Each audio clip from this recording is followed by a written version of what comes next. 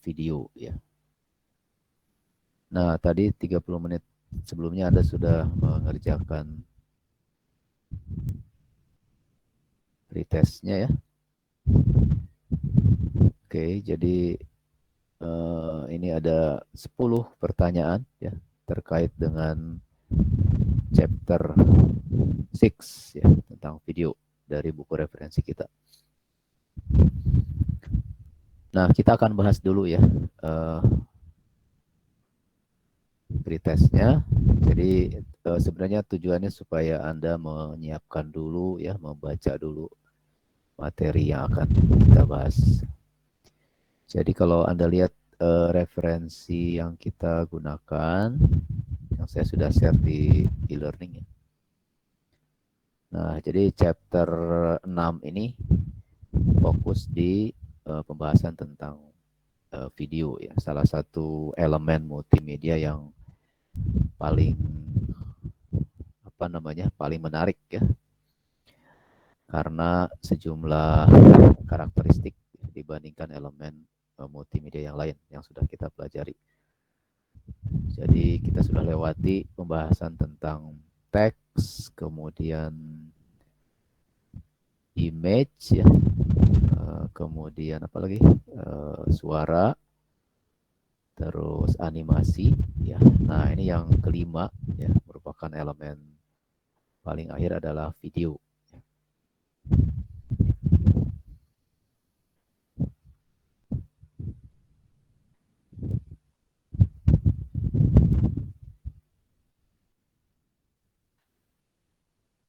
Jadi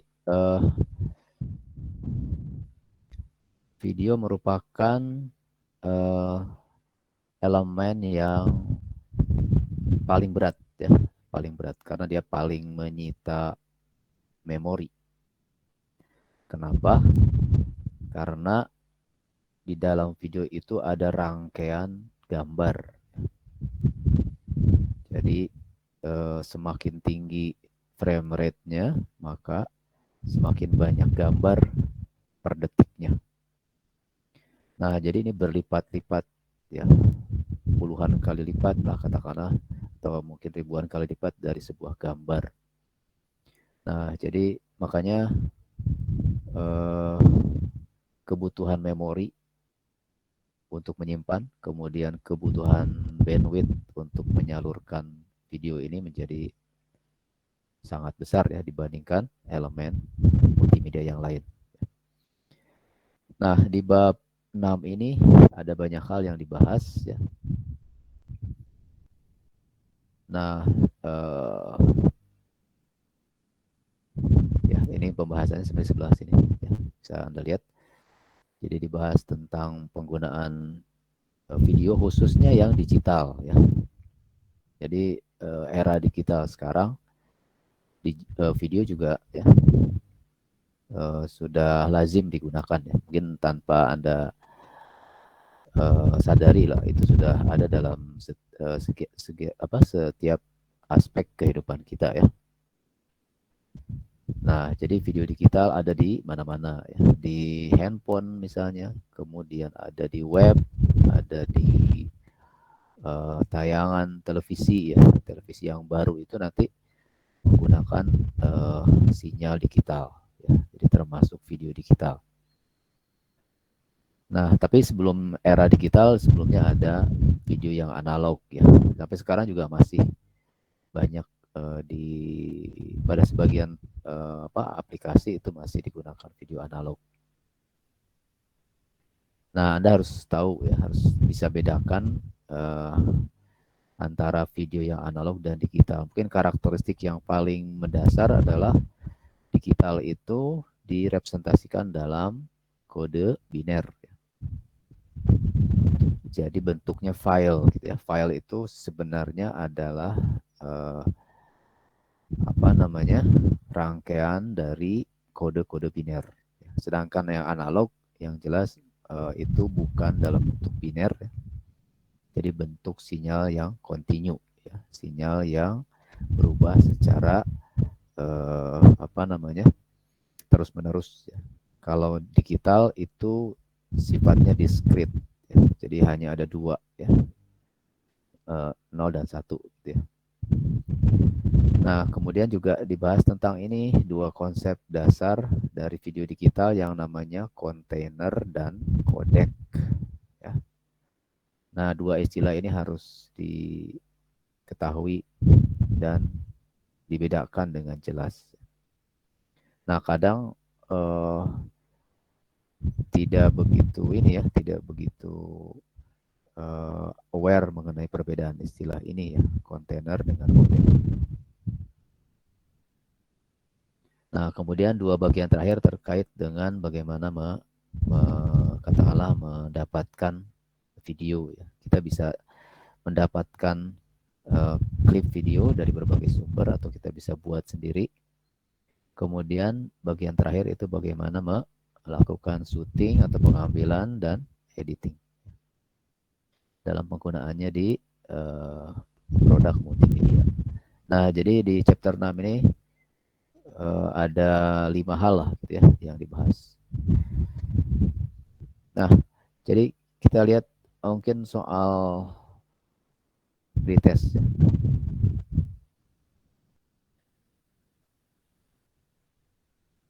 Oke, nah ini saya sudah siapkan kunci jawabannya lah ya. Nah, jadi seperti yang sempat saya sampaikan bahwa di pretest ini kita mengutamakan atau Anda mencari jawaban-jawabannya dari buku referensinya karena di sini memang tentang chapter 6. Jadi Anda harus mengacu ke chapter 6 ya. Misalnya pertanyaan pertama. Kelebihan video dibandingkan elemen multimedia yang lain. Nah, elemen yang lain maksudnya yang tadi yang 4 ya. Dari mulai teks, ke suara, kemudian gambar dan animasi. Nah, apa kelebihan video dibandingkan elemen yang lain? Anda bisa lihat sebenarnya dari paragraf awal ya. Paragraf awal di sini ya, dibahas di sini nih. Ini yang membandingkan elemen multimedia video dengan elemen yang lain. Nah, yang jelas video itu memiliki kemampuan yang lebih lebih menarik ya, menarik atensi atau perhatian user dibandingkan elemen yang lain. Ya. Nah, di sini poin-poinnya terlihat ya. Jadi misalnya di sini ini nih ya. Jadi ini merupakan alat yang sangat kuat gitu, sangat mampu membawa user ke dunia nyata ya. Ya artinya kalau kita melihat tayangan di layar misalnya layar video, layar handphone atau layar televisi, tayangan video itu kan mewakili tayangan yang kita saksikan misalnya ya, bisa secara langsung atau tidak langsung. Nah, jadi dunia nyata ada dunia yang 3 dimensi gitu ya, maksudnya dunia yang kita bisa melihat secara langsung. Nah, video itu bisa mengambil gitu ya, mengambil tayangan, kemudian mengirimkannya ya. Bisa jarak jauh atau jarak dekat. Nah, jadi itu yang pertama ya. Jadi dibandingkan elemen yang lain, video mampu membawa pengguna ya, pengguna komputer dalam arti luas ya. Komputer itu bisa laptop, desktop, bisa HP, bisa yang lain. Mendekati dunia nyata. Kemudian juga, nah ini merupakan sebuah metode yang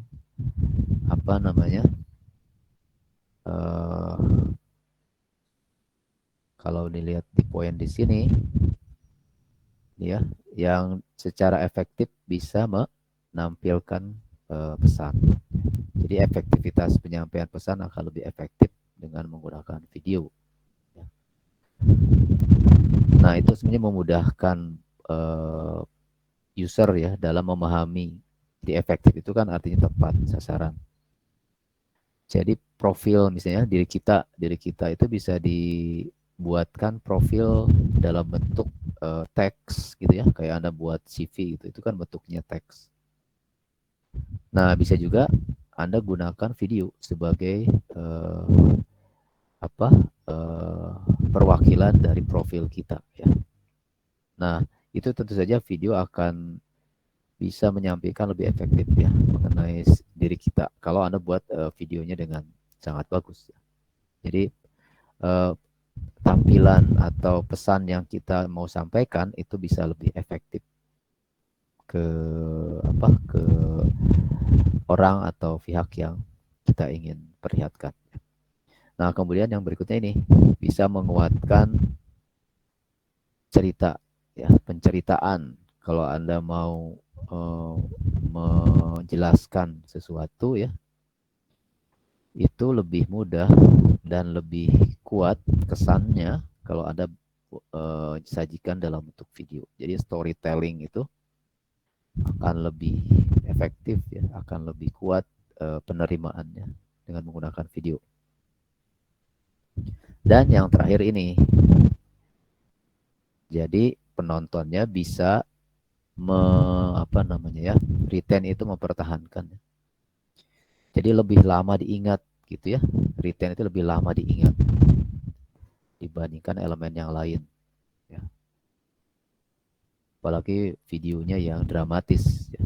Video yang dramatis, yang sensasional gitu ya, itu akan diingat lama ya, lebih lama gitu ya dibanding elemen yang lain. Nah, jadi itu beberapa hal ya yang menjadi kelebihan video dibanding elemen yang lain. Jadi jawabannya kurang lebih seperti ini ya. Jadi kelebihan video dibanding elemen multimedia yang lain pertama adalah lebih menarik ya karena membawa pengguna komputer ke dunia nyata. Kemudian yang kedua bisa menampilkan pesan lebih efektif, lebih tepat sasaran. Kemudian ketiga bisa menguatkan cerita. Kalau Anda membuat membuat narasi teks gitu, itu akan lebih kuat ya kesannya kalau dibuatkan videonya. Kemudian yang keempat, lebih lama diingat. Ya, lebih lama retain informasinya lebih awet gitu ya dibanding penggunaan yang lain. Ya, ini setidaknya itu ya kelebihan video. Cukup jelas nggak sampai sini? Ada yang mau disampaikan? Oke, kalau nggak ada, yang kedua. Nah, ini question number 2. Apa perbedaan video analog dan digital? Nah, kalau di konsep, mungkin Anda pernah belajar teknik digital atau mungkin elektronika analog. Sebenarnya apa sih yang basicnya ya, basic difference-nya gitu ya, perbedaan mendasar antara sesuatu yang analog dan digital?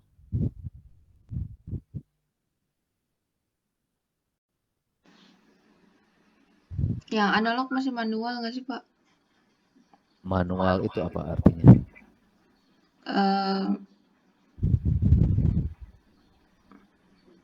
Manual itu dengan Tenaga tangan, manusia nggak sih, Pak, manual? dengan tangan, dengan indera kita. Kalau kita terlibat, ya, misalnya Anda menghidupkan lampu gitu ya.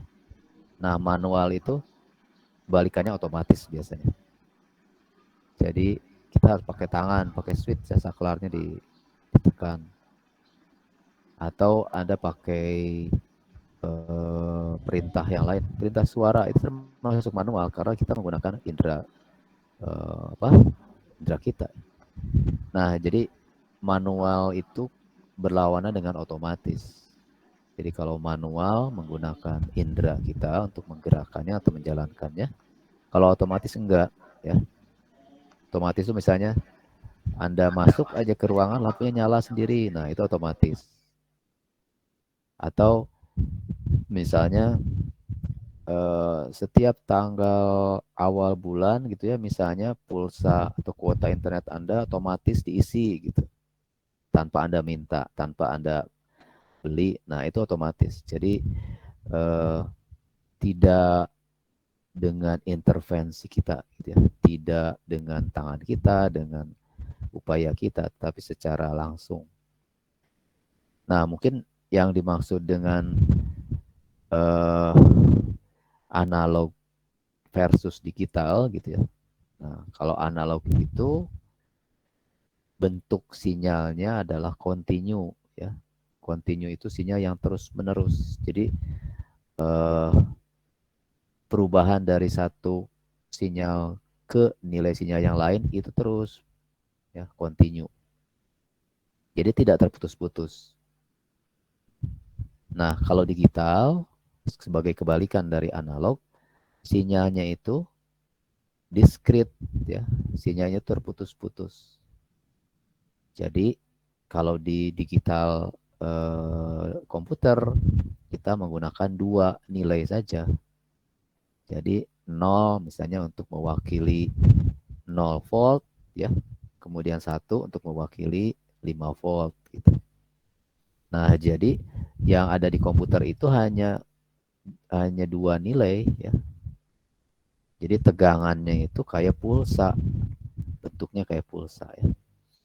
Jadi kalau analog secara umum gitu ya, analog itu seperti ini ya. Nah, ini continue ya. Ini continue nih. Sedangkan digital itu hanya dua. Misalnya kalau di komputer hanya dua level. Ini kan dua level. Gitu ya, misalnya gitu representasinya. Jadi ini misalnya 0, ini 1, ini 0, ini 1, ini 1, ini 0, ini 0. Nah, ini yang namanya discrete karena hanya dua aja. Hanya terbatas gitu ya. Discrete artinya terbatas levelnya. Kalau ini hanya dua, makanya namanya biner. B itu kan dua.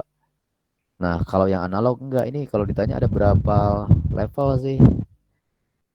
Tak terhingga karena antara titik satu dengan titik yang lain itu terus menerus ya. Oke, jadi terus menerus. Jadi tak terhingga kalau dibilang. Kalau ini dua, ini dua nilai ya, dua level. Gitu ya, dua level. Nah, ini ciri dari digital. Sedangkan yang ini ada tak terhingga ya, tak terhingga levelnya. Oke. Nah, jadi kembali ke video. Video juga sama. Video analog berarti nanti sinyal yang mewakili videonya itu continue. Nah, jadi video itu kan sebenarnya rangkaian gambar. Rangkaian gambar. Nah, gambar itu dalam bentuk sinyal, ya, sinyal analog. Jadi sinyalnya continue seperti ini. Dengan level yang tak terhingga. Nah, sedangkan yang digital itu hanya dua level. Jadi 0 dan 1. Ya. Nah, jadi kita bisa tuliskan seperti ini ya. Nah, sinyalnya ya. Sinyalnya kalau yang analog itu sinyal yang continue ya. Sinyalnya membawa apa? Membawa informasi gambar ya. Nah, di dalam gambar itu biasanya ada warna dan ada brightness ya. Kecerahannya.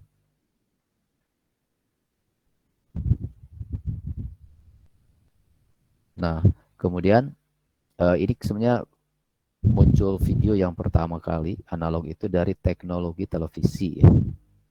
Televisi itu yang memproduksi video ya, video analog broadcast, ya, dikirimkan dari broadcaster yang orang yang mengambil gambar, kemudian dikirimkan secara broadcast kemana-mana gitu, dan nanti diterima oleh pesawat televisi penerima. Nah, yang diterima itu apa? Sinyal listrik yang membawa informasi. Informasi apa? Informasi gambar. Ya. Nah, jadi sinyal sebenarnya ya. Jadi video itu dalam bentuk sinyal. Sinyal yang kontinu kalau yang video analog. Kemudian kalau digital itu nilainya hanya 2 ya. Jadi gambar itu ada warna dan kecerahan tetapi dalam kode biner ya. Nah, ini dalam kode biner, kalau ini dalam bentuk sinyal kontinu.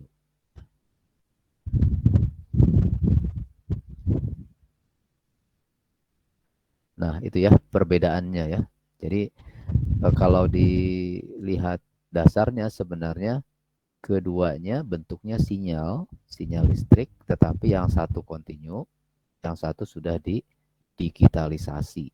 Jadi proses dari analog ke digital itu prosesnya sama melalui 3 tahap ya. Anda pernah belajar.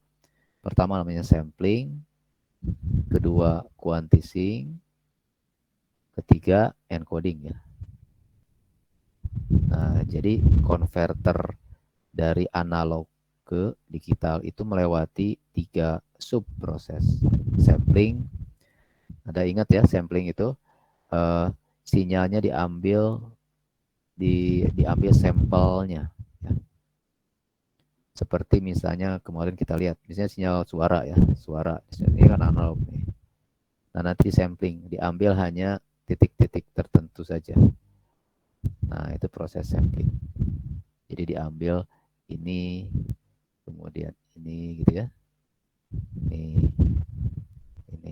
kemudian ini, dan seterusnya. Jadi diambil tidak semua nilai, tetapi nilai-nilai sampel. Nah, kemudian di quantizing nilai ini dibulatkan. Jadi awalnya nilainya masih tak terhingga, ya, discrete tetapi tak terhingga, oleh quantizing menjadi discrete yang limited. Ya. Jadi awalnya unlimited menjadi terbatas, limited. Ya. Jadi misalnya kuantisasi artinya pembulatan ke 8 bit atau 2 pangkat 8 ya, ke 256 level. Nah, kemudian setiap level kuantisasi namanya akan dikodekan menjadi biner ya. Kalau 8 bit berarti paling kecil 0000, maksimalnya 111 semua 8 bit. Ya. Nah, jadi itu pada prinsipnya ya. Perbedaannya adalah pada bentuk sinyal. Jadi kalau sekali lagi video analog bentuk sinyalnya kontinu, kalau video digital bentuk sinyalnya pulsa ya, pulsa. Jadi ini sudah bentuk pulsa seperti ini ya. Jadi yang digital ya kayak gini. 0101 ya. 0101. Ups. Jadi dia tidak banyak levelnya ya. Levelnya terbatas ya. Nah, jadi sinyal ini mewakili apa? Mewakili ini ya, warna, kemudian brightness. Baik di analog dan digital itu mewakili warna dan brightness. Atau nanti ada istilahnya ini chrominance, brightness namanya luminance. Ya.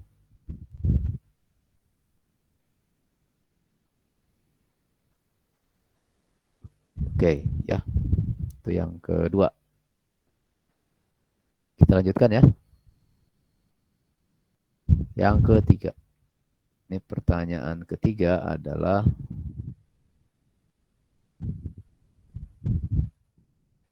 jelaskan perbedaan sinyal video analog yang namanya ini ya, komponen, S video, dan composite.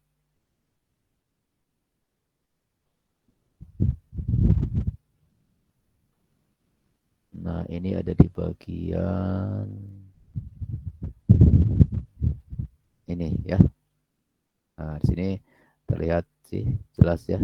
Komponen itu memisahkan antara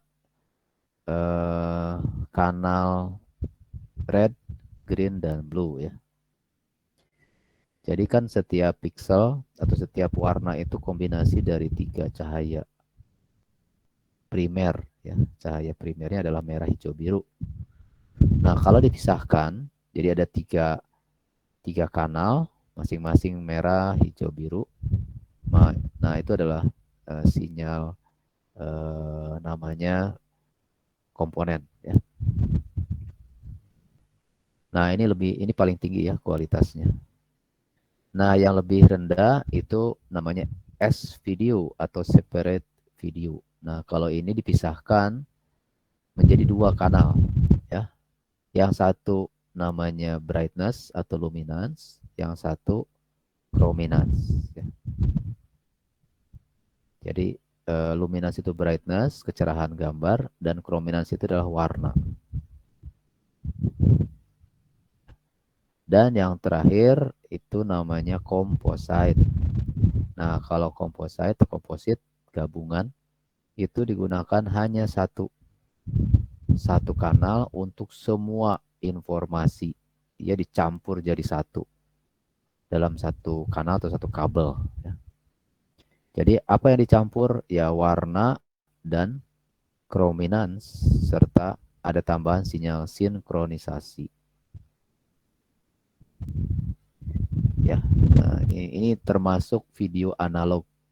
Kalau kita lihat sebagai jawabannya kurang lebih seperti ini. Kalau yang komponen itu menggunakan 3 kanal atau 3 sinyal atau 3 kabel ya. Red, green, blue. Nah, ini nih. Bentuk kabelnya seperti ini ya. Ini komponen. Jadi nanti ada kabel merah, hijau, dan biru. Jadi masing-masing dipisah. Nah, yang S video ini separate video, jadi dipisahkan antara chrominance dan luminance. Chrominance itu warna, luminance itu brightness. Nah, jadi bentuk konektornya atau sambungannya seperti ini ya. Ini separate video. Nah, yang ketiga adalah composite. Nah, composite itu ini yang kuningnya ya, yang kuningnya. Kalau yang merah putih ini untuk, ada yang tahu? Untuk audio ya, left dan right. Kalau Anda mungkin di perangkat ini ya, video misalnya mungkin dari DVD player atau dari audio apa uh, uh, media player gitu ya. Nah, Anda melihat ada 3 kabel, yang satu kuning, yang 2 lagi putih merah. Nah, yang kuning ini adalah video composite. Jadi satu kabel, tapi dia membawa gabungan dari luminance, chrominance, juga sinkronisasi.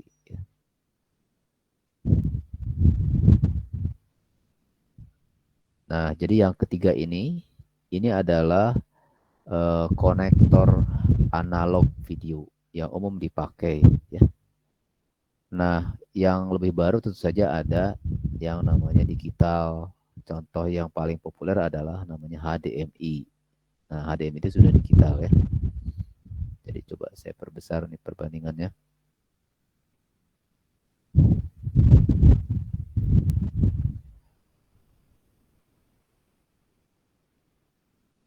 Nah, jadi yang kuning itu adalah komposit ya. Nanti kalau Anda temukan kabel seperti ini, apa sinyalnya? Ini sinyal video ya, sinyal video komposit. Jadi ini sinyal video analog yang gabungan dari beberapa komponen ya, luminance, chrominance, dan sinkronisasi. Nah, ini punya keterbatasan ya, kualitasnya nggak terlalu tinggi. Ya. Nah, jadi yang red dan white-nya adalah audio. Ya, satu left, satu write stereo ya jadinya. Nah, yang S video bentuk konektor seperti ini. Nah, ini memisahkan antara luminance dan chrominance. Ini masih lebih bagus dibanding yang komposit. Nah, yang lebih baik dibanding keduanya adalah komponen. Jadi ini sinyal analog video yang paling tinggi ya kualitasnya. Karena dia memisahkan masing-masing sinyal warna. Red, ini red yang tengah, kemudian green dan blue ya. Ini ada warnanya. Ini yang atas green, yang bawahnya adalah blue.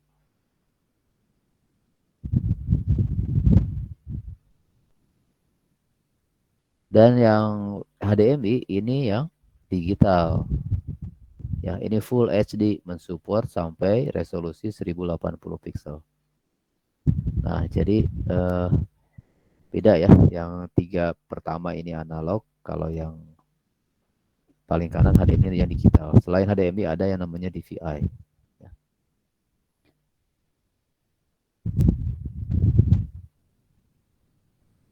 Oke, ya. Nah, itu yang perlu Anda kenali ya. Nanti kalau menemukan konektor seperti ini, Anda harus bisa menyebutkan namanya dan juga perbedaan dengan konektor yang lain. Sekali lagi, komponen itu memisahkan 3 ya, warna red, green, blue. Separate video memisahkan warna dan brightness, color dan brightness, atau luminance dan chrominance. Kemudian yang komposit, yang kuning saja ya, Anda jangan melihat yang putih, yang merah. Jadi untuk videonya itu yang kuning saja. Itu menggabungkan ketiga sinyal. Ya. Mau tanya Pak, berarti kalau misalnya yang komponen nggak ada kecerahan atau luminance-nya ya Pak? Nanti ada konverternya. Jadi informasi warna itu nanti akan dengan rumusan tertentu akan dikonversi. Ini dari RGB nanti salah satu outputnya menjadi luminance. Ya. Oke, jadi di bagian misalnya ini TV gitu ya. Nah, nanti di bagian TV itu ada yang mengkonversi dari RGB menjadi luminance dan chrominance, sehingga dapat luminance-nya, brightness-nya. Oke? Iya Pak, makasih Pak. Oke. Pak mau nanya juga Pak. Kalau VGA itu digital berarti ya Pak, kayak HDMI? VGA-nya analog, HDMI-nya yang digital. Oh. Kalau di komputer ada memang analog video namanya VGA ya. Di sini nggak dicantumin. Nah, VGA itu termasuk yang analog. Yang digital itu HDMI, DVI, Digital Visual Interface. Kalau VGA itu bagian dari konektor analog. Nah, kadang kita sering ya membutuhkan konverter dari misalnya VGA atau dari HDMI itu VGA ya. Nah, jangan sampai Anda ya, soalnya ada yang menjual kabel katanya konektor adapter dari misalnya HDMI ke VGA. Nah, itu nggak bisa kabel saja. Kenapa? Karena beda sinyal. Yang satu yang HDMI itu digital, nah yang VGA itu analog. Jadi nggak bisa kabel saja ya, harus ada rangkaian elektronikanya, jadi rangkaian aktifnya ya. Contoh ini HDMI itu VGA ya. Nah, jadi yang sebelah kiri ini VGA-nya, yang sebelah kanan HDMI. Nah, ini beda sinyal ya. HDMI itu digital, kalau VGA sebentar, ini kok nggak di-share. Nah, jadi yang HDMI itu digital, yang ini ya, yang konektor HDMI-nya kelihatan. Nah, yang warna biru itu yang VGA analog. Nah, jadi nggak bisa hanya kabel, harus ada rangkaian. Nah, di sini yang kotak hitamnya ini di dalamnya adalah rangkaian. Jadi ada chipnya, kemudian ada komponen lain yang mengkonversikan ya dari digital ke analog di sini ya. Jadi ini HDMI itu VGA. Bukan VGA itu HDMI ya, beda lagi nanti. Misalnya Anda punya proyektornya itu VGA gitu ya. Sedangkan laptop Anda HDMI. Nah, jadi karena tidak ada VGA langsung, maka HDMI dari laptop nanti harus dikonversi menjadi analog VGA ya. Nah, jadi VGA termasuk konektor analog, tapi banyak khusus di komputer, ya, perangkat komputer.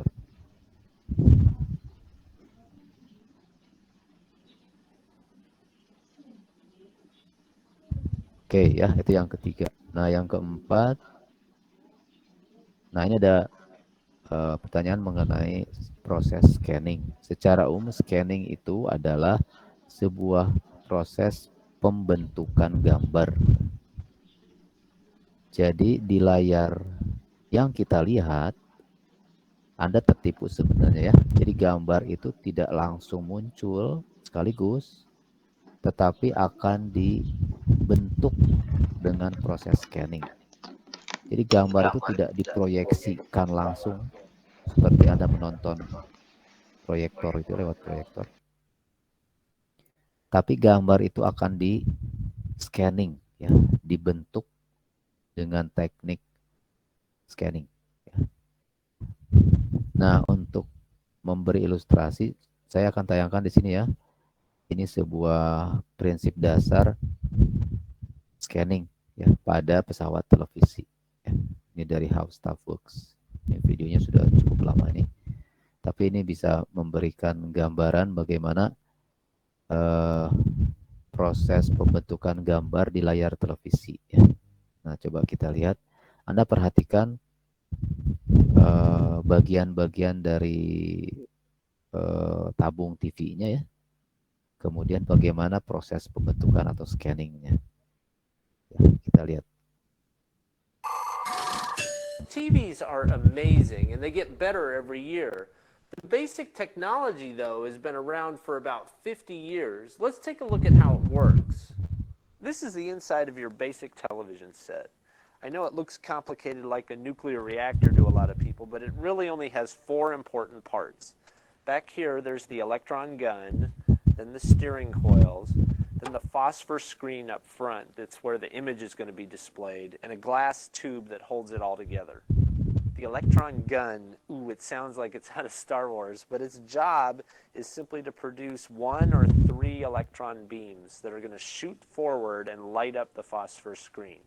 When the electron beam hits the phosphor screen, it lights up a tiny portion of it called a pixel. There are over 200,000 pixels on a typical television screen. The steering coils are in charge of moving the electron beam. They're able to make it scan from left to right and top to bottom to paint an entire image. So that's how a basic TV set works. And now there's all kinds of new technologies like projection screens. I'm Marshall Brain and that. Oke, jadi kalau Anda lihat tadi ada 4 bagian ya. Ini TV atau monitor yang bentuknya tebal, yang ini namanya CRT ya, cathode ray tube. Jadi bentuknya di dalamnya itu ada 4 bagian utama. Pertama yang paling ujung kanan ini ada yang namanya electron gun ya. Electron gun itu pembangkit atau penembak berkas elektron ya. Nah, elektron itu nanti ditembakkan mengarah ke layar. Jadi layarnya sebelah kiri ya, ada gelas kaca di situ. Nah, jadi berkas elektron memancar dari elektron gun lurus ke layar bagian dalam. Nah, di bagian dalam layar itu dilapisi serbuk ya, fosfor. Fosfor itu karakteristiknya kalau kena elektron dia akan mengeluarkan cahaya. Ya.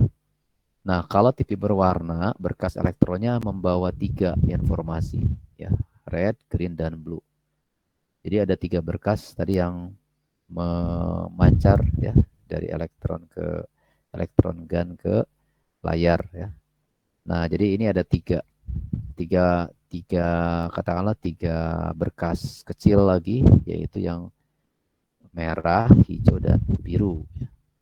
Nah, ini mengarah ke layar, kemudian membentur ke fosfornya, ya, sehingga nanti muncullah warna merah, hijau, biru. Itulah pikselnya. Kalau kita lihat dari jauh, karena TV itu nggak dilihat deket ya, jauh, maka 3 warna itu akan bersatu menjadi satu warna baru, ya, kombinasi red, green, blue. Nah, jadi nanti keluarlah satu warna di setiap piksel. Nah, pertanyaannya, bagaimana membentuk gambar? Ya, membentuk gambar. Karena gambar itu kan 2 dimensi bidangnya, ya, lebar, tinggi, jadi kotak. Sedangkan berkas kan lurus 1 titik. Nah, jadi di bagian leher dari tabung itu ada steering coil. Jadi ada belitan apa namanya, kawat yang menghasilkan medan magnet. Nah, setir itu kayak setir mobil, ya, itu yang mengarahkan mobil kan, mengarahkan atau mengatur ke sisi mana dia bergerak. Nah, jadi si steering coil itu mengarahkan berkas tadi. Kalau ada berkas elektron masuk ke gelombang atau ke medan magnet, maka elektronnya kan akan menyimpang, ya. Nah, jadi steering coil itulah yang mengatur si berkas tadi menyapu ke bidang 2 dimensi ini, ya.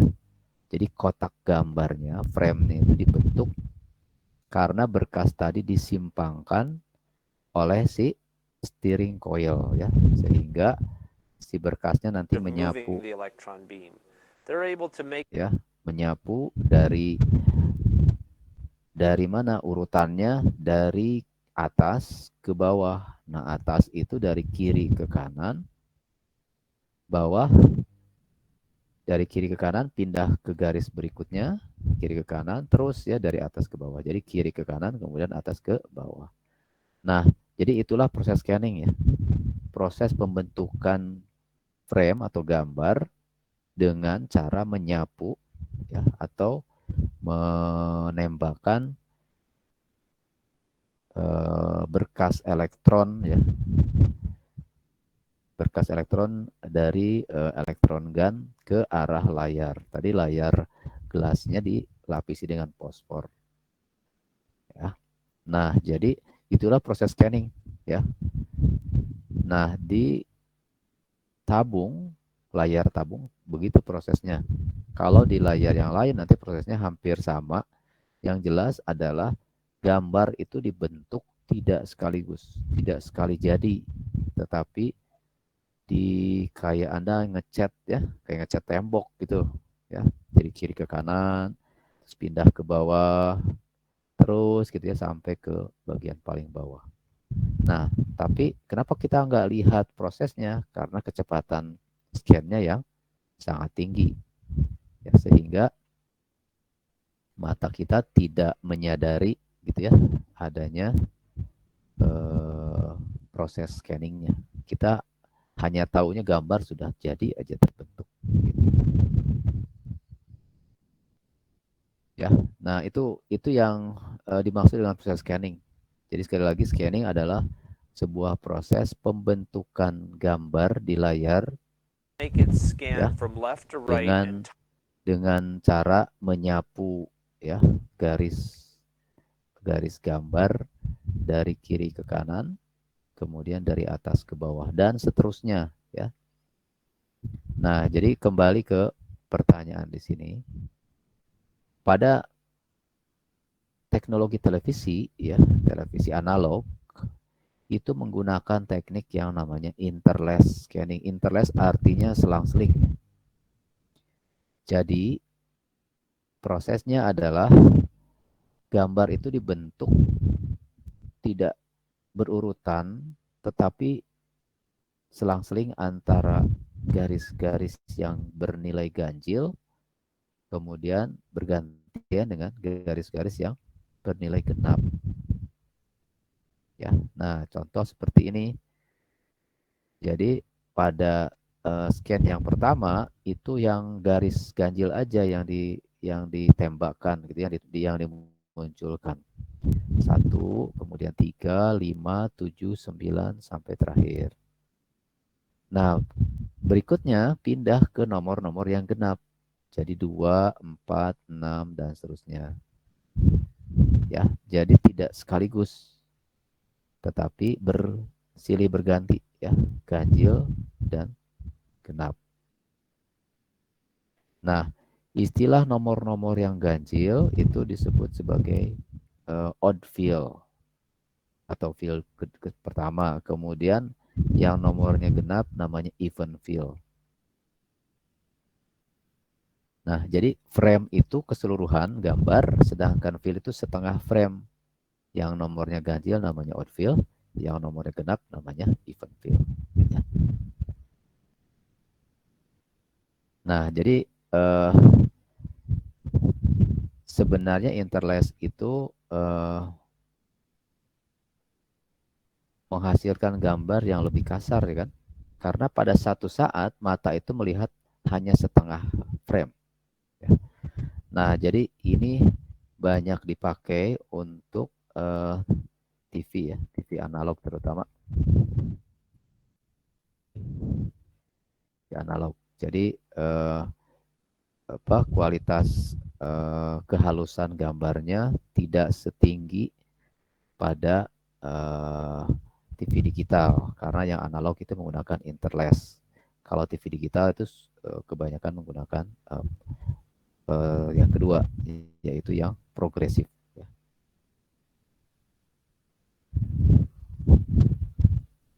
Ya, ada pertanyaan mengenai ini interlace scan?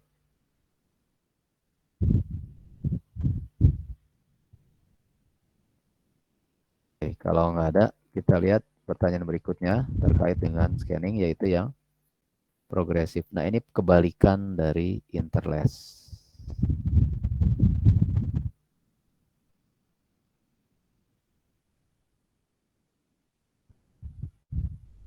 Nah, yang progresif, frame itu dibentuk secara berurutan dari garis gambar pertama sampai terakhir. Jadi dia tidak bergantian ganjil genap. Sehingga pada satu saat mata melihat, maka ini seluruh garisnya ditampilkan. Jadi ini lebih halus ya dibanding yang interlace. Nah, ini banyak dipakai untuk monitor ya.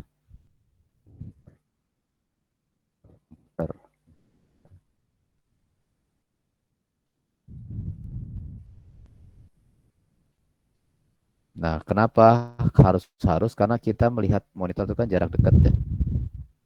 Kalau layar TV kan relatif jauh, jadi walaupun agak kasar garisnya, tapi masih bisa diterima. Tapi kalau layar monitor kan kita dekat, ya. Jaraknya paling beberapa senti ya dari mata kita, sehingga ini dibuat lebih halus. Ya.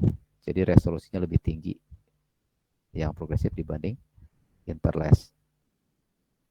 Nah, Anda perhatikan nanti beberapa resolusi gambar atau resolusi video ya. Ada yang menggunakan notasi.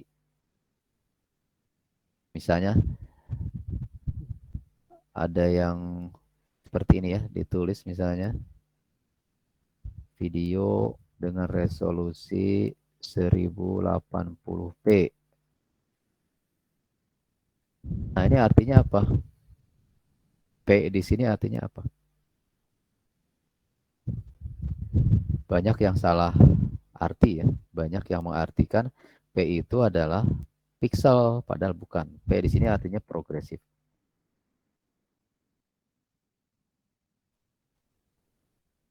Ya. Nah, jadi bukan pixel, tapi itu artinya progressive scan. Artinya apa? Nah, ini yang kita kenal sebagai full HD ya. Full HD. Nah, jadi lengkapnya ini sama dengan 1920 pixel dikali 1080 pixel progressive scan gitu ya.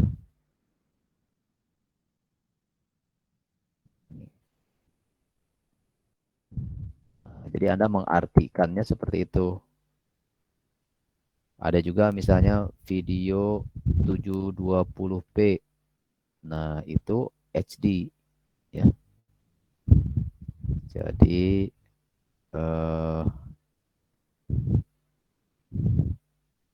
ini ya maksudnya scan kemudian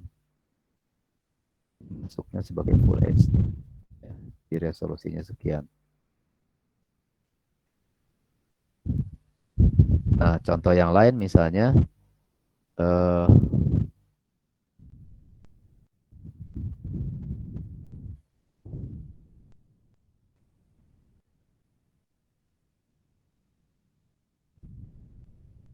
ada video 720. Nah, ini artinya apa? P-nya tetap progresif. Nah, ini masuknya ke HD ya. 720 itu artinya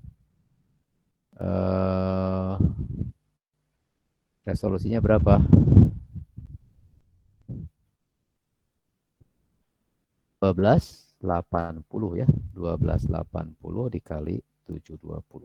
Nah, ini 12 dikali 10 progressive scan. Nah, ini tolong dipahami ya. Kalau Anda menemukan ini video kualitasnya berapa, resolusinya berapa? 1080p. Nah, itu berarti full HD ya.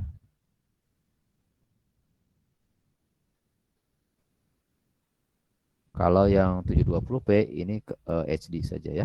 Nah, HDMI itu mensupport sampai full HD.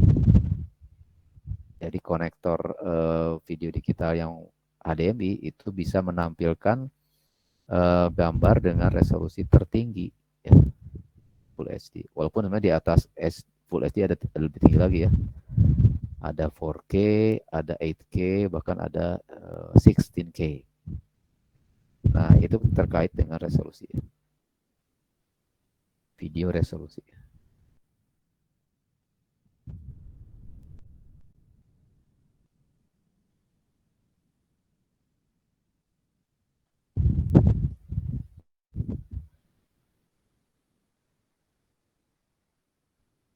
Jadi di atas Full HD namanya Ultra HD ya, atau Ultra High Definition. Nah, sejauh ini yang saya tahu sudah sampai dengan 16K ya. Jadi 16 itu berarti 16K ya. Jadi 16 kali lipat kurang lebih dari yang Full HD.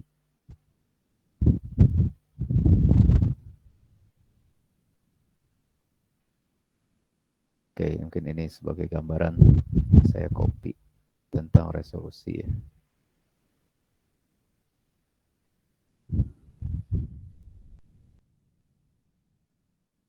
Perbandingan ya.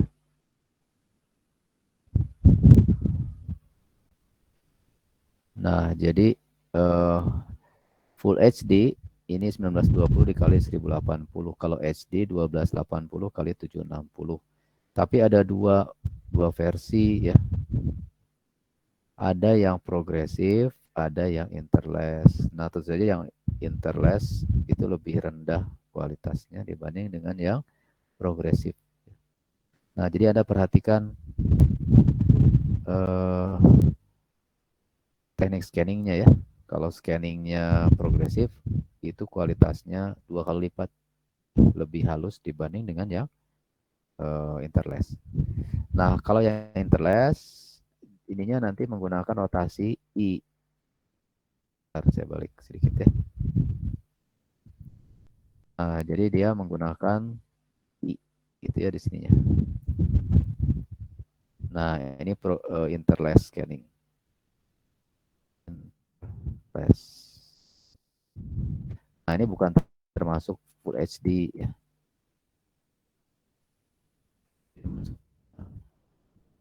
HD aja ya. Oke, ya. Jadi ininya sama. Ini 1920 resolusinya. 1920 dikali 1080, tetapi dia interlace scanning ya.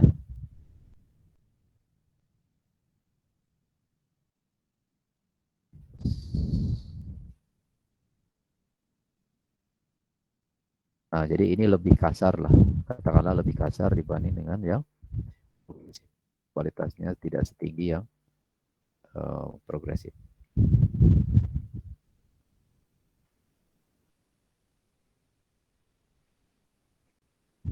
Oke, ada pertanyaan sampai sini?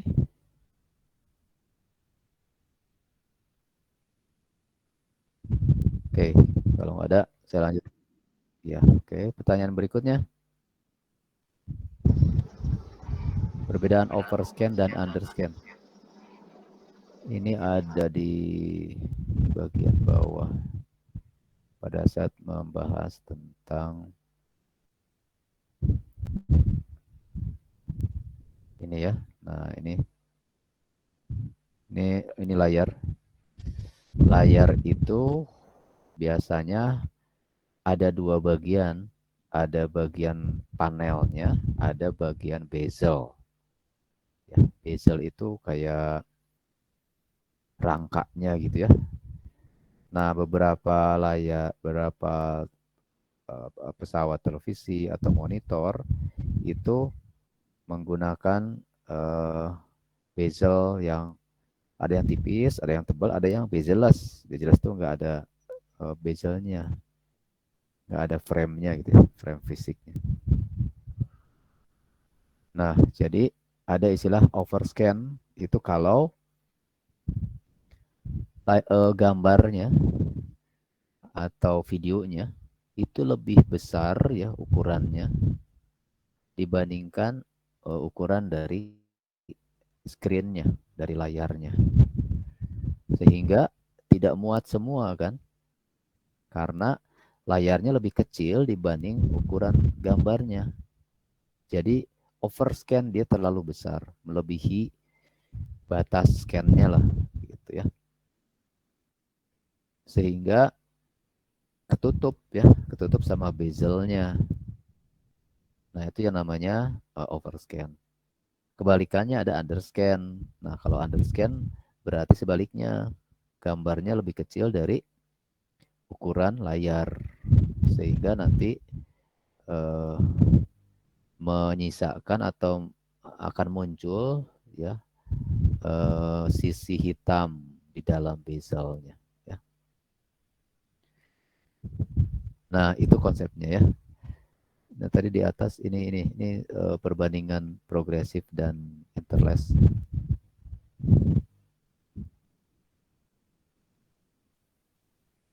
Oke, jadi perhatikan notasi P ini ya. P ini artinya progresif, kemudian I ini artinya interlace. Dan ini resolusi. Jadi walaupun resolusinya sama, ini 1920 dikali 1080, tapi kalau progresif, nanti kualitas atau kehalusan gambarnya akan lebih tinggi ya. Nah, jadi kembali ke pertanyaan overscan dan underscan. Nah, kalau overscan itu kalau resolusi gambar yang dikirim lebih besar dari ukuran layar penerima, sehingga sisi gambar tertutup oleh frame-nya ya, oleh bezelnya. Sedangkan underscan kebalikannya, jadi gambar yang dikirim lebih kecil dari ukuran layarnya, sehingga nanti ada sisa ada bagian hitam di sisi gambar, di sisi layar ya. Contoh ini ya, ini kita punya monitor nih, monitor menampilkan Windows ya, bukan Windows, ini OS-nya kalian Mac OS. Nah, ini kan nggak muncul menunya, ya menunya nggak ada ya, ketutup sama si bezel, jadi di luar ya, di luar area layar. Jadi kalau Anda mau klik apa gitu, start menu atau taskbarnya kan nggak bisa karena tidak muncul di layar. Nah, ini overscan. Nah, yang underscan, window-nya muncul semua. Di bagian bawah kan ada ininya ya, ada menu-menu taskbarnya, taskbar di macOS. Di atas ada menu-menunya muncul. Tetapi ada bagian yang hitam di kiri kanan.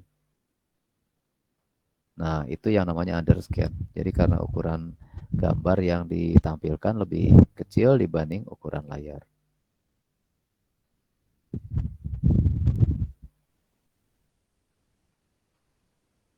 Oke ya. Nah, kemudian yang ketujuh, perbedaan apa layar. Ini jenis panel layar. Layar TV, layar monitor tuh ada yang menggunakan CRT. CRT itu tabung ya, seperti tadi, cathode ray tube. Ada yang menggunakan panel LCD. Ini dua ini LCD ya. Satu menggunakan LCD backlight-nya lampu tabung, yang ini backlight-nya menggunakan LED. Yang satu lagi adalah plasma. Nah, perbedaannya apa?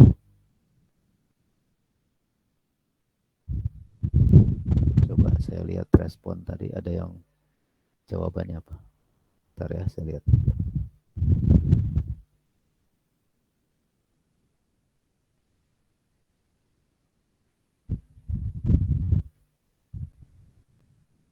Ya, yang CRT itu tadi ya, menggunakan sinar sinar elektron, berkas elektron.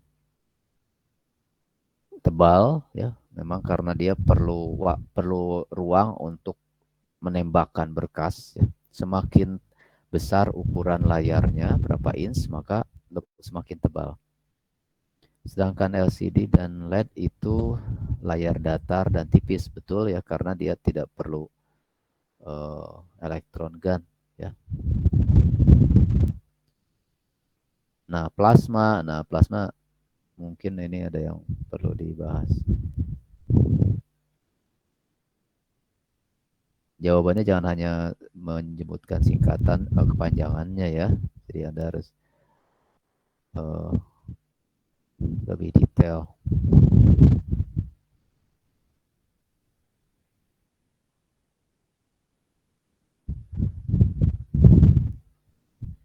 Ya, jadi jenis bahannya, jenis panelnya, coba kita lihat ya.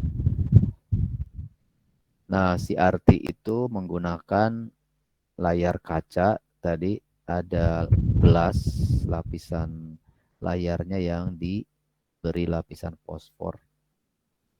Nah, jadi di bagian belakang sini elektron gun, tempat dia menembakkan elektron ke depan. Nah, berkas elektronnya nanti diatur arahnya oleh, di bagian sini ada ini ya, ada steering coil, sehingga si berkas itu bisa scanning ke mana gitu ya, tidak bisa pindah-pindah gitu scan.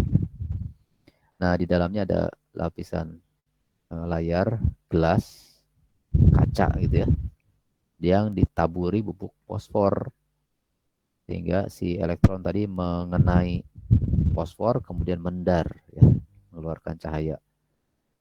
Nah, kombinasi 3 cahaya nanti menghasilkan satu warna. Sedangkan LCD ini kepanjangannya liquid crystal display. Jadi ini panel yang berbahan kristal, tapi kristal itu biasanya kan padat. Kalau ini kristalnya cair, jadi bisa dinamis bentuk susunan molekulnya. Jadi pada saat tidak diberi tegangan, si sel liquid kristalnya, susunan molekulnya adalah random, ya, random, jadi ngacak gitu, sehingga lampu yang dari belakang itu tidak tembus ke depan, karena susunan molekulnya yang random, jadi tidak mengarahkan cahaya lewat, gitu ya. Nah, pada saat diberi tegangan, si susunan molekulnya menjadi rapih, berbaris rapih, ya, sehingga si berkas cahaya bisa lewat. Nah, berkas cahaya itulah nanti yang muncul sehingga kita bisa melihatnya di layar. Nah, perbedaan pada LCD dan LED hanya pada backlight-nya. Jadi LCD itu perlu backlight ya. Kalau nggak ada backlight dia nggak akan bisa menampilkan gambar. Nah, panel LCD dan LED sama, jenis panelnya liquid crystal, tetapi perbedaannya hanya pada backlight-nya. Kalau LCD menggunakan tabung ya seperti lampu neon, sedangkan LED menggunakan backlight-nya berupa lampu LED. Ya. Nah, lampu LED itu punya karakteristik dia lebih awet, kemudian lebih tajam ya ininya katakanlah intensitas cahaya, sehingga gambar lebih terang, lebih tajam dibandingkan layar LCD biasa ya. Nah, sedangkan plasma bentuk panelnya panel datar, tetapi di dalamnya menggunakan gas ya, gas tertentu ya, gas tertentu. Nah, jadi yang unik dari plasma itu dia memiliki panel yang berbasiskan gas. Kita lihat ya. Nah, jadi ini nih.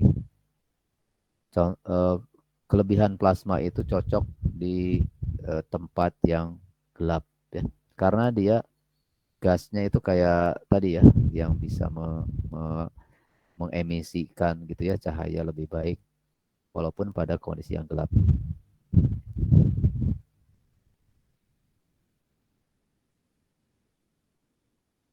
Nah, LCD dan LED punya perbandingan, yang LED itu lebih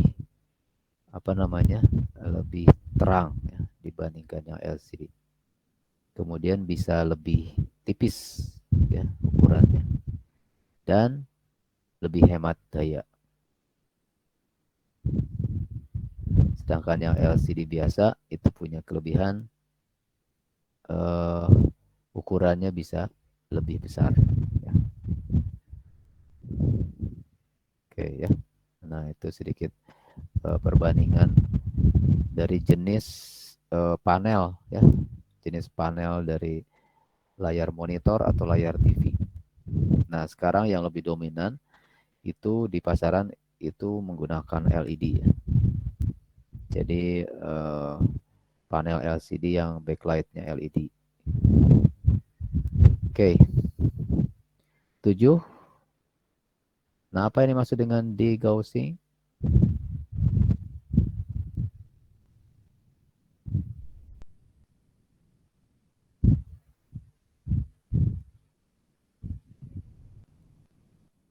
Ada yang tahu?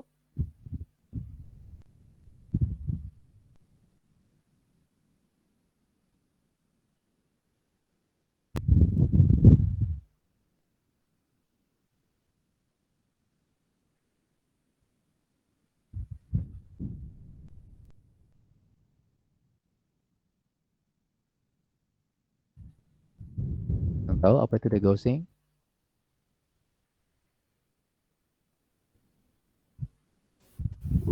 Degaussing adalah proses pengurangan medan magnet, Pak.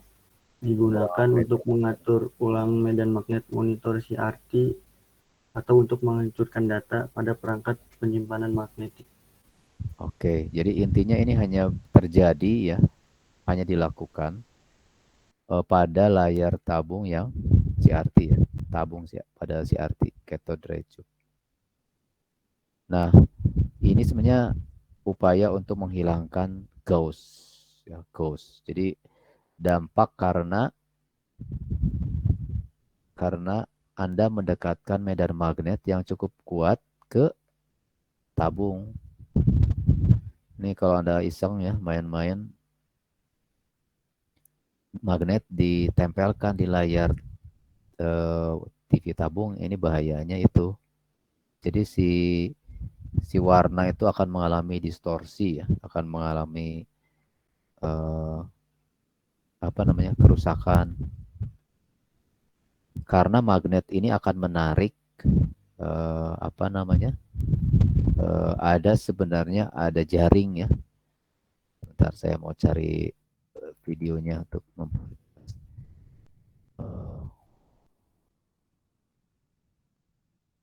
biar kelihatan di dalamnya sebenarnya kenapa kok magnet itu kan menarik logam. Sedangkan layar itu Anda bayangkan kan kaca. Kenapa kaca bisa gitu ya? Bisa ketarik kena magnet. Saya mau tayangkan dari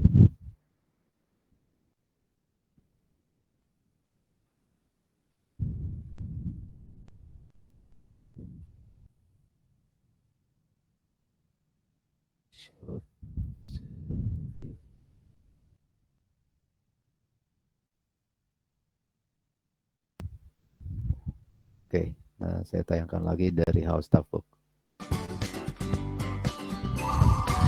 Have you ever had one of those days where you were just totally fed up with your television or your computer and you decided to take that bumper sticker seriously when it says, shoot your television? For the sake of this experiment, we're going to take the cover off so we can see it explode when we shoot it. We've also done it outside. You wouldn't want to do this in your living room unless you were really off at your television set because it's going to make a mess. This is your basic 19-inch monitor. It suffered badly in a recent lightning strike, so it's a perfect victim for our shooting today. One of the cool things about shooting this is that we're going to get to actually see inside a CRT monitor.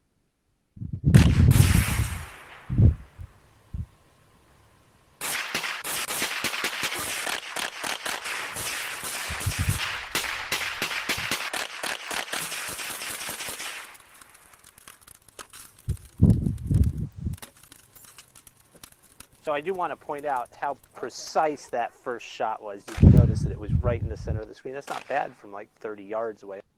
So here you've got the now somewhat damaged CRT that we started with. One thing to notice is that the glass is incredibly thick. It's like a centimeter or half an inch or something. It's a very big, thick piece of glass, and that's why it's not bad when you pound on your monitor. It's designed to be very strong.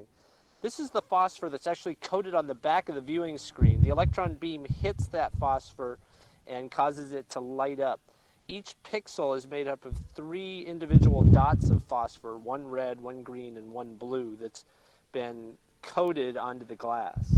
When you get inside, it doesn't actually have a shadow mask. It has all these strands of wire, which are the trademark of the Trinitron design. That was originally created by Sony and patented.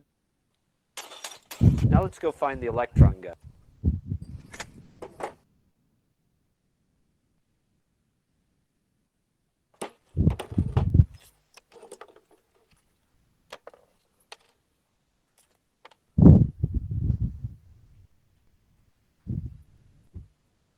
There, one of the keys of modern communication. It's able to produce 3 electron beams all in a nice small package, and those shoot forward through the steering coils, through the shadow mask, and make the 3 colors R, G, and B on the monitor's screen.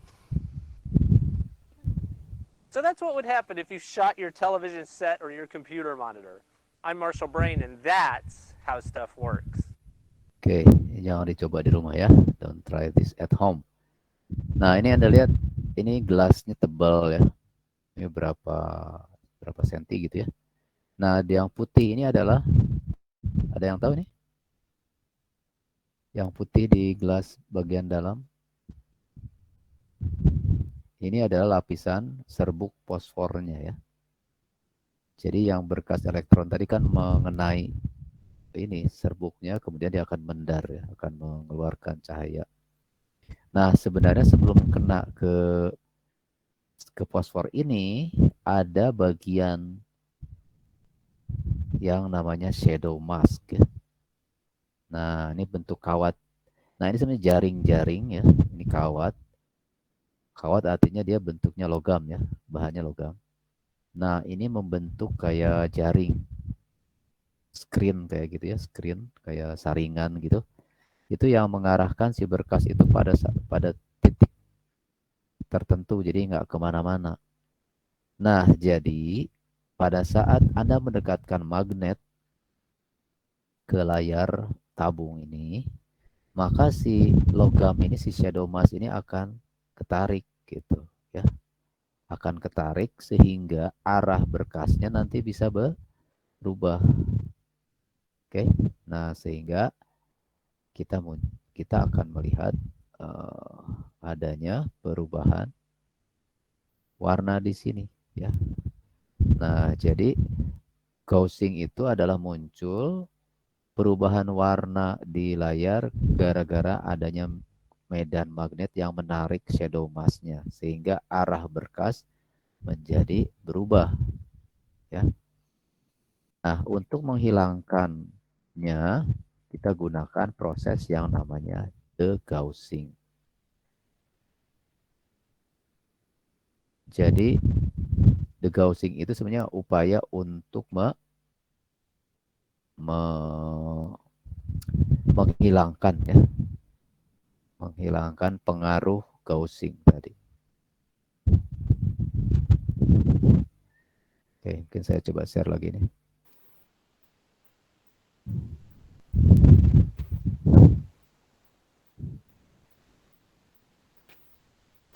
Nah, ini Anda lihat kalau Anda mendekatkan magnet ke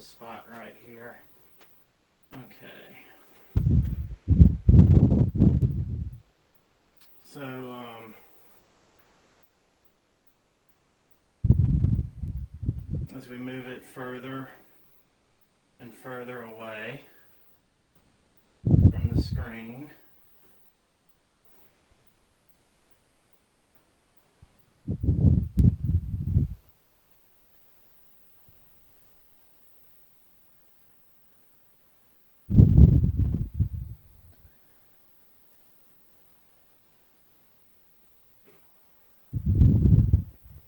ya, jadi ini salah satu cara menetralisir ya gaussing itu. Jadi bisa menggunakan ada alat khusus yang namanya degaussing coil.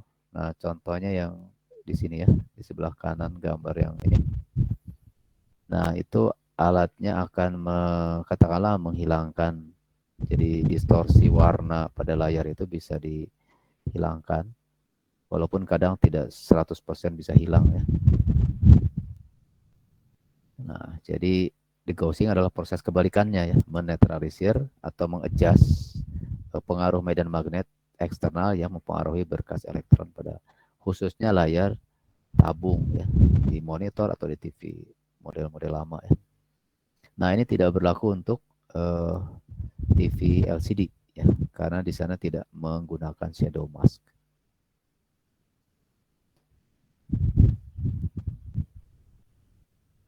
Oke, nah sekarang saya lanjutkan ke soal ke-9. Ada yang bisa menjelaskan perbedaan antara kodek dan kontainer?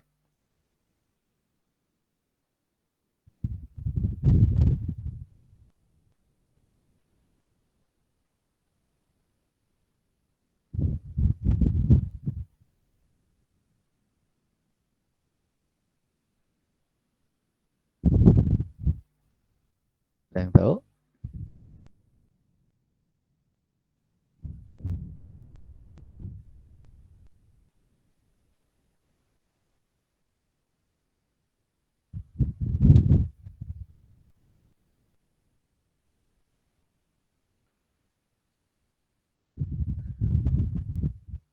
Coba saya lihat jawaban.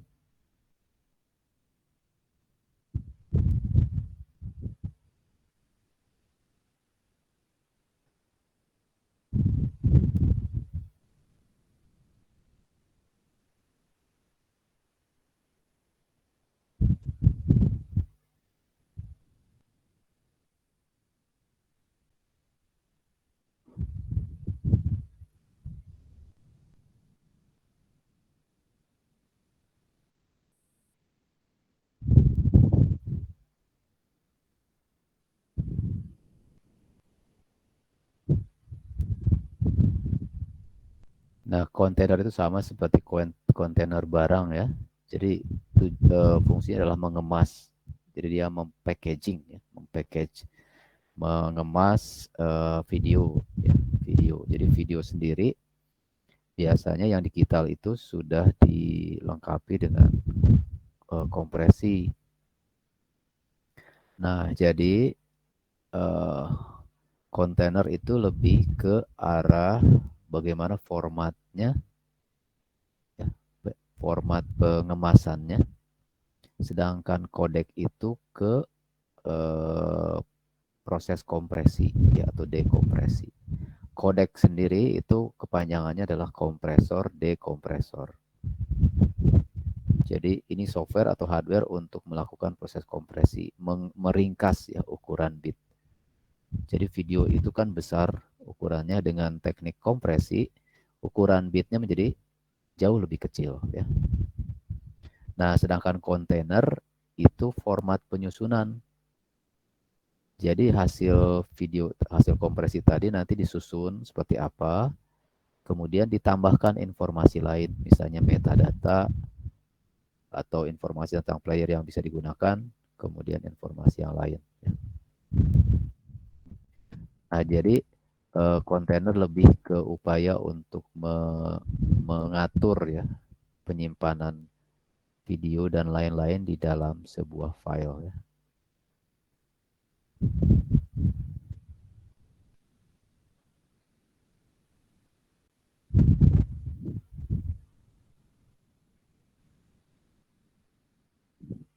Nah, kurang lebih gini, ya, gambarannya. Nah, jadi kontainer itu kayak bungkusnya, wadahnya.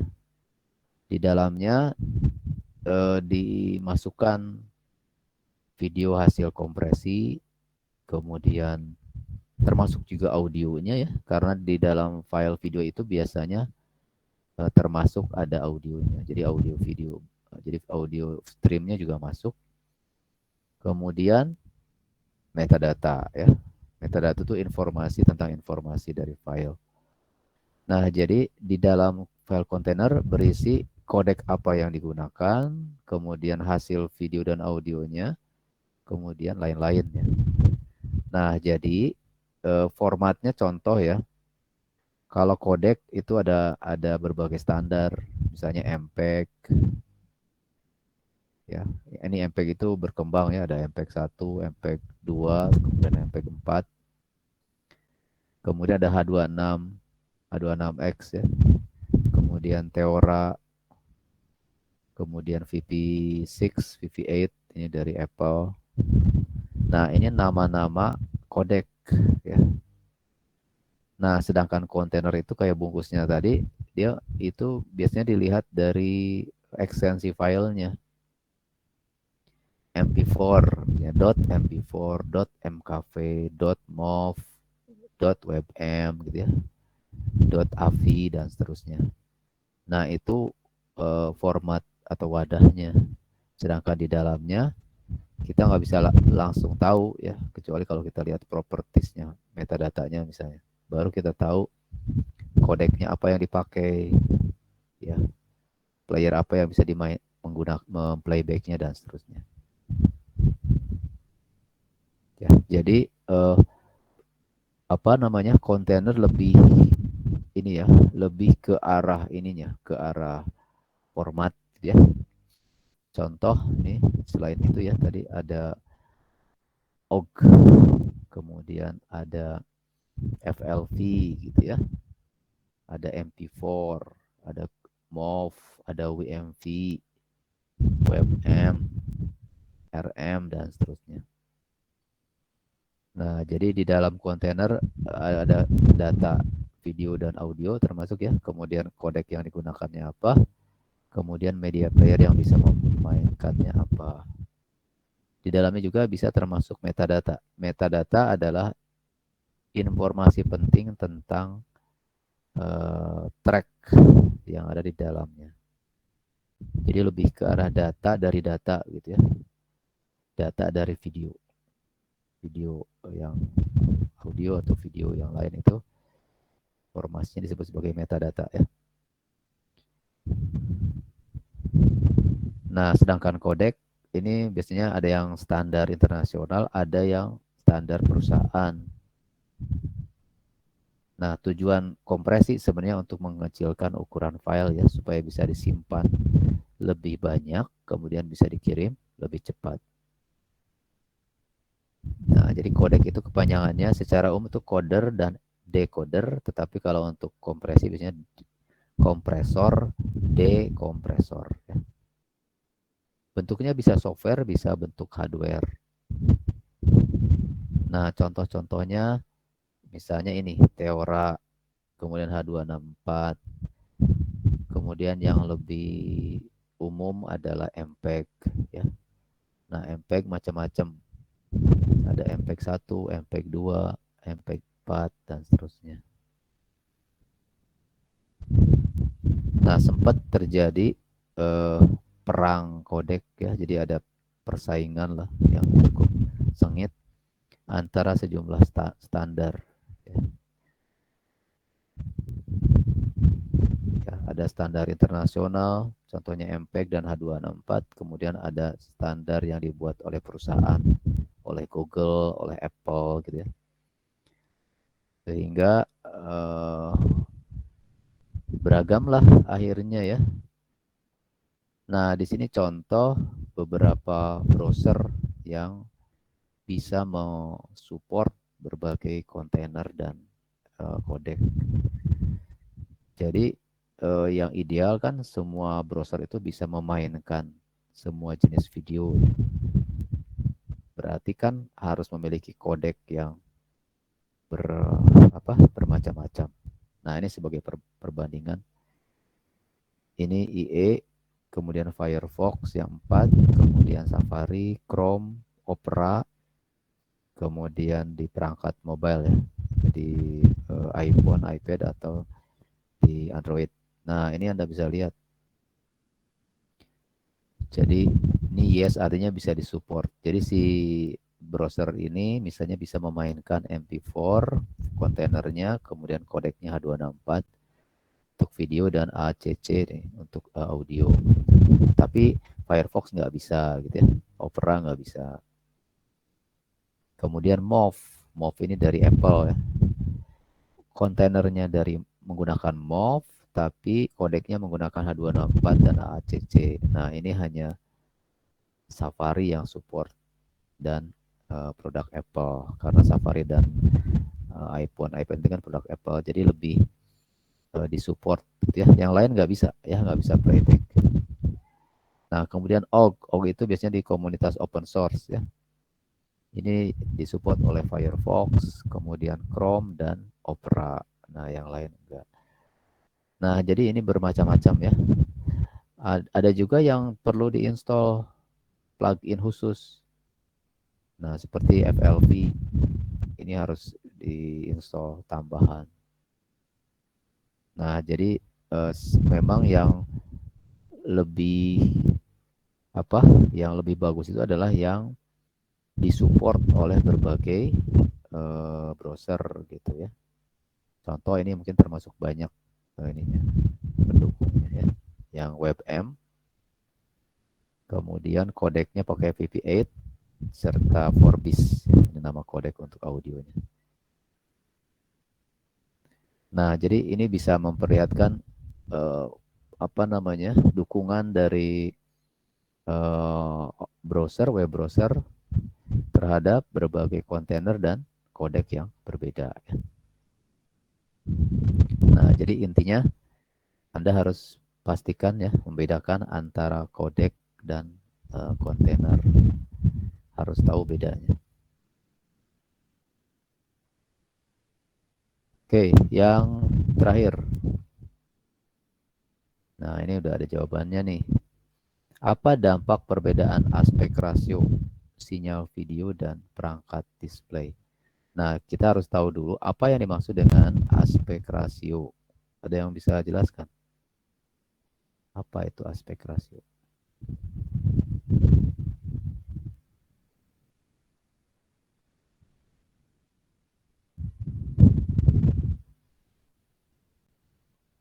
Ada yang tahu? Ini properties dasar ya dari sebuah video.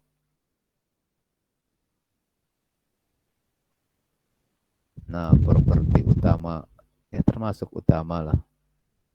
Yang lebih penting lagi sebenarnya ada yang namanya resolusi, kemudian ada frame rate, kemudian color depth ya. Nah, mungkin saya harus tuliskan dulu ya. Nah, jadi properti utama dari sebuah karakteristik lah gitu ya. Karakteristik parameter.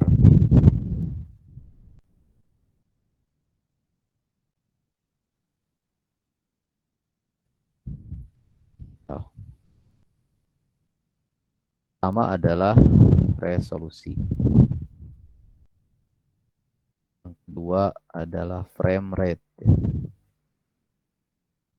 Dan yang ketiga color depth. Dan yang keempat ini sebagai suplemennya adalah aspek rasio ya. Nah, jadi kalau kita melihat sebuah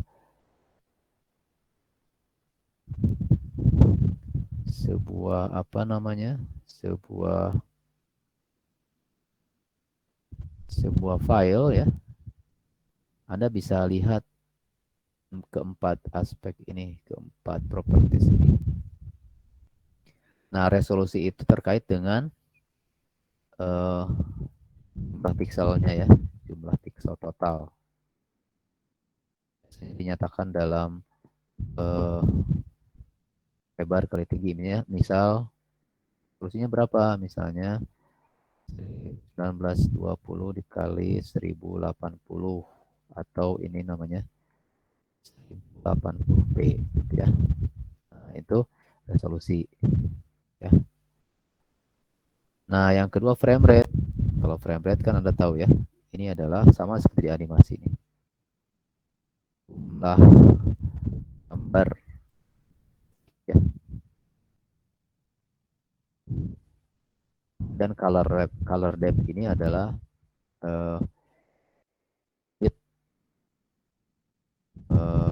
warna ya. Setiap pixel. Jadi kalau true color misalnya bisa 3 kali 8 ya, 24 bit per pixel gitu ya. Atau gigabyte per pixel. Jadi semakin banyak bitnya, semakin banyak warna yang bisa diwakili. Nah, aspek rasio adalah perbandingan apa? Rasio kan perbandingan antara width, lebar, terhadap height, ya, tinggi ya. Dari gambarnya. Jadi misalnya kalau resolusinya 1920 dikali 1080, maka lebarnya kan 1920. Tingginya 1080. Nah, maka aspek rasionya adalah 1920 berbanding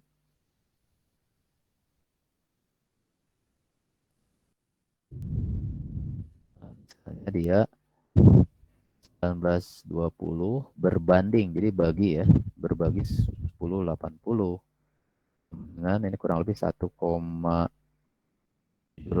ya, berbanding 1. Atau 16 banding 9 gitu ya. Nah, jadi ini adalah aspek rasio atau perbandingan lebar terhadap tinggi layar. Nah, apa dampaknya kalau aspek rasionya berbeda antara video yang akan ditampilkan dengan displaynya, perangkat untuk menampilkannya? Nah, dampaknya adalah yang disebut sebagai letterbox atau pilar ya. Letterbox dan pilar. Ini dua dampak karena adanya perbedaan aspek rasio gambar dan display. Contoh ya, letterbox ini. Nah, coba Anda lihat. Ini kenapa ini muncul letterbox? Letterbox itu adalah bagian hitam di atas dan di bawah layar. Ini kenapa bisa muncul? Karena ukuran monitornya nggak sesuai sama ukuran videonya ya, Pak. Nggak sesuainya gimana? Aspek rationya beda antara penampilnya sama videonya. Ya, aspek rasio gambar lebih tinggi dibanding aspek rasio layar ya. Nah, nanti muncul letterbox di atasnya. Jadi di sini gambarnya berapa? 16:9. Ada tampilkan di monitor yang 4:3. Sehingga, nah muncullah letterbox ya. Di sini ada bagian hitam yang muncul. Jadi ini tidak full screen. Nah, jadi ini dampaknya adalah menyebabkan dampak akhirnya tidak atau tidak full screen ya, tidak penuh gitu. Jadi ada bagian yang hitam. Nah, sebaliknya kalau nah ini yang pilar ya. Pilar itu kenapa munculnya? Contoh di sini gambar aspek rasionya 4:3. Sedangkan layar 16:9. Sehingga di sini ada bagian yang hitam vertikal kayak pilar ya, kayak pilar rumah misalnya atau pilar gedung. Nah, jadi perbedaan aspek rasio menyebabkan munculnya kemungkinan letterbox kalau gambar lebih tinggi dibanding layar atau pilar. Gambar lebih rendah aspek rasionya dibanding monitornya ya. Nah, terus kalau mau full screen gimana? Ada beberapa solusi dan solusinya semuanya tidak ideal ya. Solusi pertama menggunakan pen scan. Jadi di sini dipaksa untuk full screen. Tapi dampaknya apa? Kalau Anda lihat. Ini gambar asli ya, original. Di layarnya dengan layar yang ukurannya lebih kecil, maka dia full screen kelihatannya, tetapi ada bagian gambar yang kepotong ya. Contoh ini lihat backgroundnya. Di sini kan, ini ada bagian ini yang nggak muncul di sini kan. Nah ini nggak ada kan perahu. Nih perahunya ini kan hampir penuh, ini hilang kan. Nah jadi ini pen and scan ini memaksa membuat full screen dari dari gambar yang lebih besar aspek rasio dengan monitor yang lebih kecil. Jadi pemaksaan ini menyebabkan bagian tertentu dari gambarnya tidak tampak ya, tidak muncul. Nah, sekarang yang ini yang mengatasi pilar. Beberapa cara, ada yang menggunakan zoom. Nah, ini juga dampaknya apa? Ini full screen ya memang, tetapi ada bagian gambar yang tidak muncul ya. Nah, ini juga yang kedua stretch. Ini juga full screen. Dan ini muncul gambarnya semua, cuman apa dampaknya? Yang stretching. Gambar tidak natural lagi seperti aslinya kan, karena ditarik ini. Jadi ditarik ke kiri dan ke kanan, dipaksa untuk memenuhi layar ini ya, mengosongkan ini ya. Nah, jadi pen and scan, zoom, kemudian stretch itu bisa memaksa memaksa gambar menjadi full screen, tetapi dampaknya tidak seperti original lagi ya.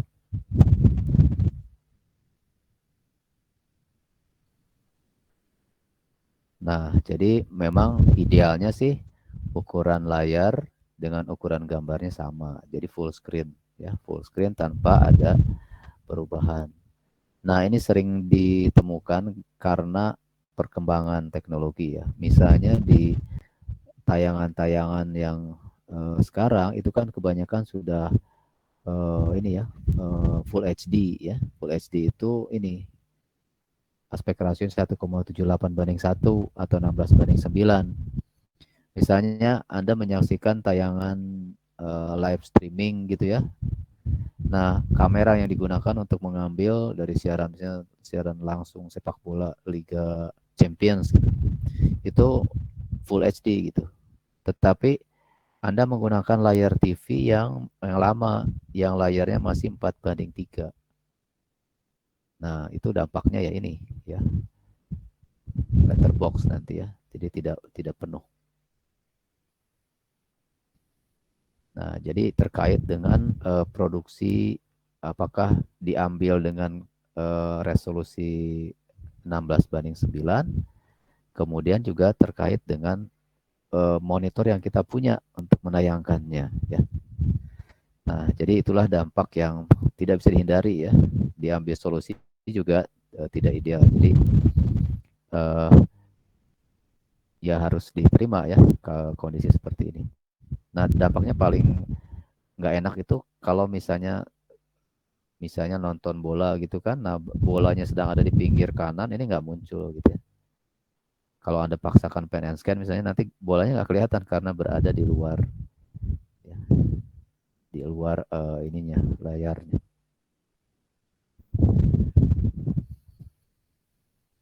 Oke ya, itu saya rasa saya bahas cukup panjang walaupun hanya dari soal ini, tapi setidaknya ini bisa mewakili ya bahasan mengenai chapter. Ini banyak hal lain yang belum saya singgung ya, tapi Anda bisa pelajari. Misalnya di sini tentang standar televisi ya. Nah, televisi kan berkembang. Sekarang mungkin di Indonesia di tahun ini juga ya, di bulan Oktober atau November, itu beberapa daerah sudah meng-cut off siaran televisi analog. Jadi nanti diarahkan semua menggunakan digital. Nah, di Indonesia menggunakan standar namanya PAL. Ini analog ya. Nanti digantikan dengan standar namanya Digital Video Broadcasting atau DVB, ya, standar Eropa. Nah, itu silakan. Mungkin Anda bisa pelajari. Kemudian ini standar untuk di monitor. Nah, monitor punya standar sendiri.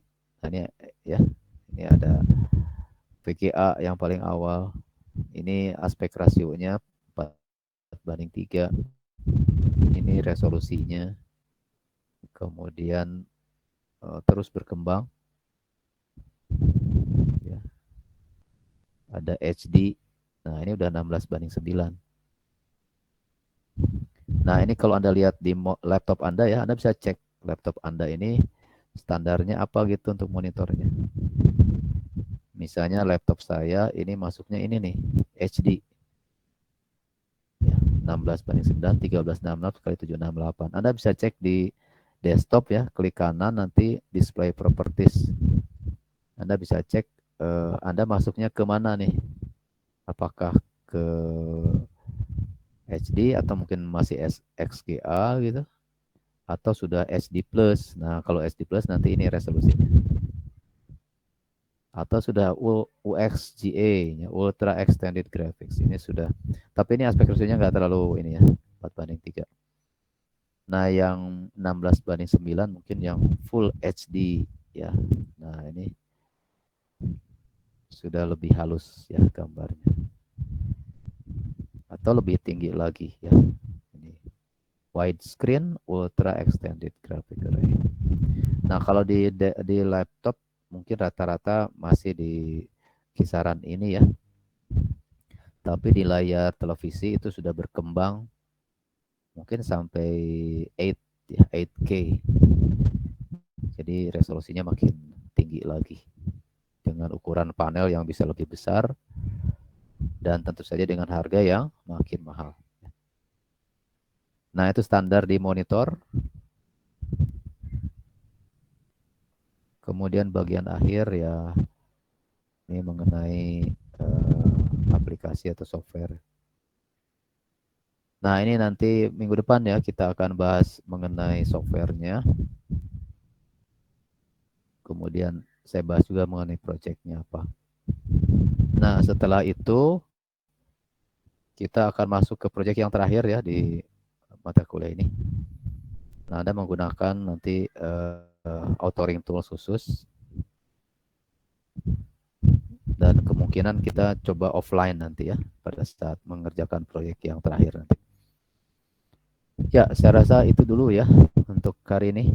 Teorinya mewakili dari chapter 6. Nanti sisa bagian dari chapter 6 silakan dipelajari. Mungkin minggu depan saya akan coba review ya. Saya coba ulas lagi. Oke, terakhir mungkin ada yang mau tanya sebelum saya akhiri.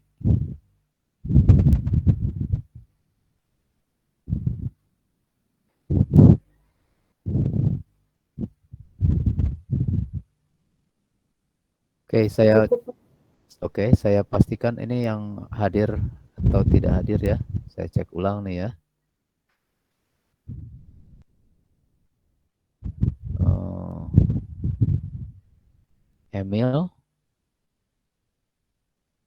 Emil masuk izin atau? Pak. Oh, izin. Dia sakit Pak katanya Pak. Oh gitu. Terus Faiz Hadir Pak, hadir. hadir. Jilan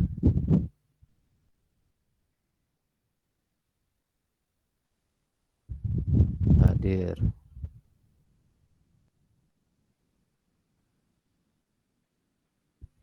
Jangan lupa ya isi absen. Kalau enggak saya anggap telat.